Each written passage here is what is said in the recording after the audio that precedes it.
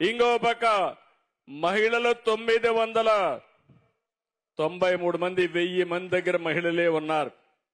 ఆ ఆడబిడ్డలను చూస్తే నాకు ముచ్చటేస్తుంది.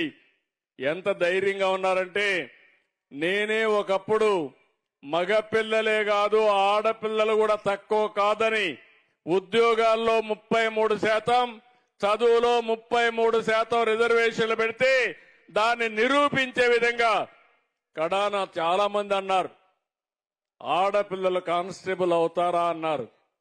అవుతారు, అందుకే పెడుతున్నానంటే ఇటీవల కాలంలో వచ్చారు.